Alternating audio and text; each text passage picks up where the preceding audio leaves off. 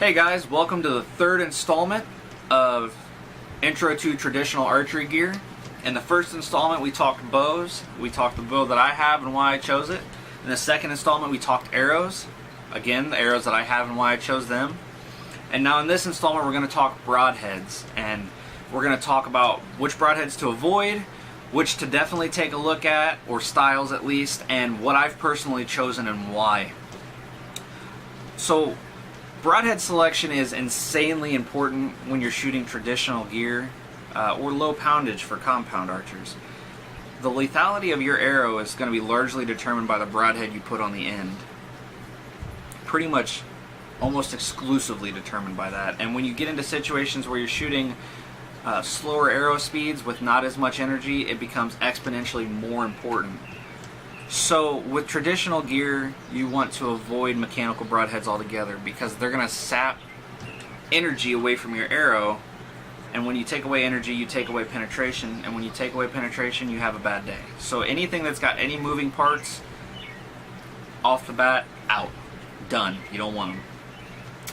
So now we're going to talk fixed blade broadheads, and I know there's a little bit of animosity towards fixed blades because some guys can't get them to fly right out of their compounds. Well, you're not going to have that issue with a traditional bow, and the biggest reason is you're talking about a really fast traditional bow is 170 feet a second, a fast compound's 300. So your slower speeds, not to mention you're generally using 4-inch, 5-inch feathers that are high profile, so there's a lot of steering capabilities on the back end of that arrow.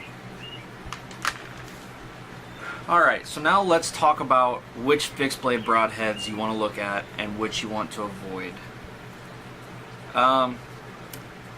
So fixed blade broadheads, we're going to start with the very first one that I ever shot.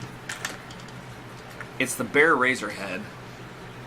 Now the cool thing about a Bear, the thing I like, is it's a single 2-blade, it's a double bevel broadhead, and it's got a really good mechanical advantage. So basically what mechanical advantage is comparing the length of the broadhead to the width of the broadhead. You want a broadhead that is twice as long as it is wide. This is really close to that. Now, I went away from these because they're tough to sharpen, or I struggled to sharpen them at least. So I stepped away from them and stepped into a different world entirely. After the Bears,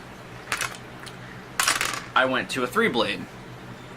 And I went to a 3-blade because I wanted more than just that 2-blade cut. I wanted the 3-blade hole. They're a little tougher to close up, you know, maybe a little bit more blood out of it, more lethality because you're creating more of a wound channel, but they hurt penetration as well. Now this broadhead has good mechanical advantage. It's really long and not very wide, but you have to take into consideration now you have 3 blades instead of 2.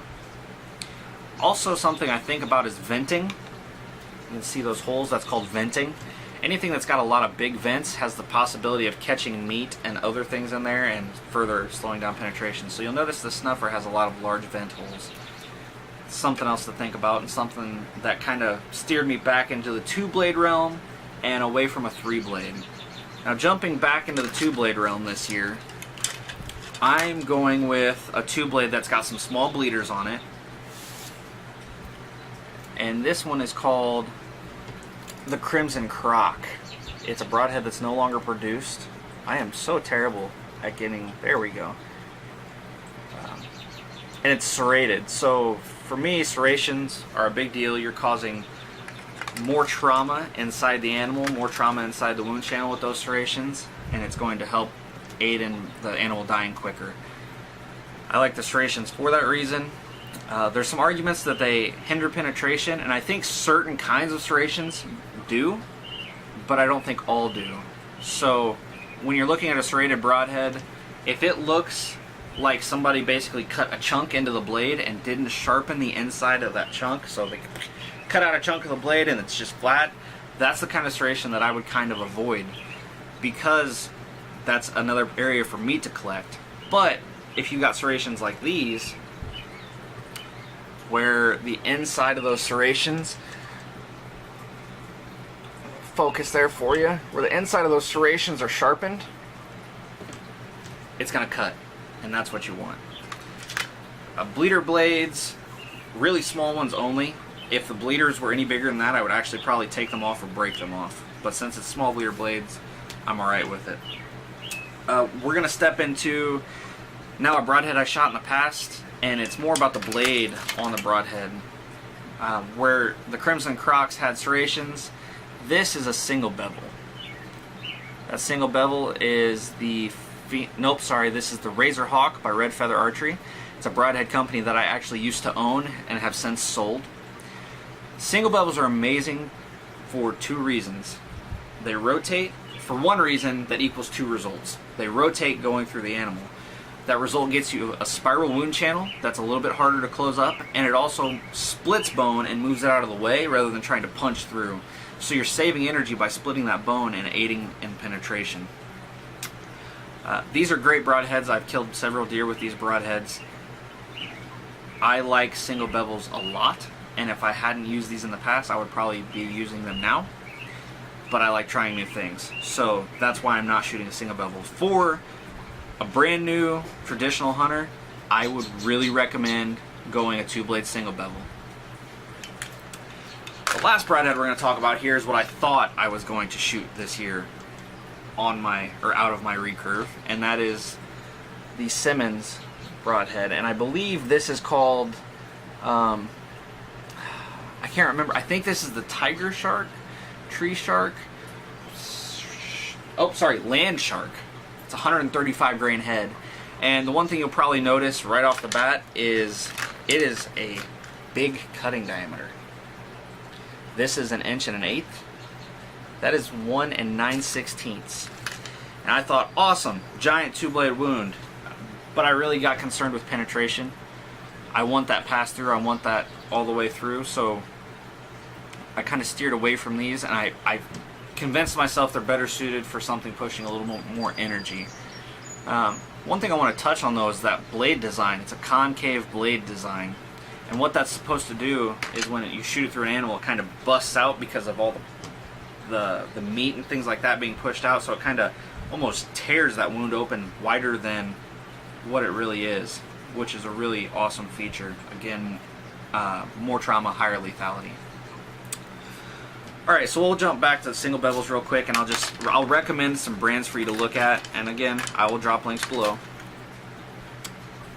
So Red Feather's a great one. Right now, they're really tough to get though. You'd have to contact the owner, I think, if they're selling them. I'm not positive, to tell you the truth, if they're still selling them.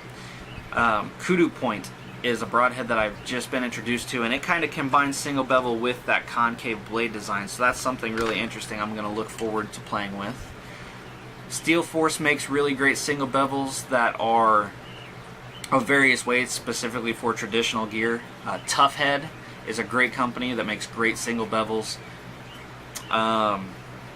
Helix by Strickland Archery is another great company that makes great single bevels. So there's some options out there, and like I said, for a beginning guy, I think that's definitely the way to go with traditional gear. So that really covers everything with broadheads. You know, just because I say it doesn't necessarily make it true, but I have a love affair with broadheads, and owning a company, I learned a lot about designs and really why and how they affect the penetration. So, you know, my word is not law, but I do believe it holds some serious value, and you need to take it into consideration when you're choosing your broadheads.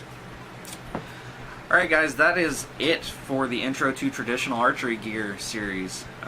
If I forgot anything, drop it in the comments. You know, I'm more than happy to make more videos and help you guys when it comes to the gear side of this. I'm not an expert in the shooting, so I'll probably pass that off to other guys, but when it comes to gear, I'm definitely qualified to talk about it. I really do appreciate you guys watching, and we will catch you on the next video.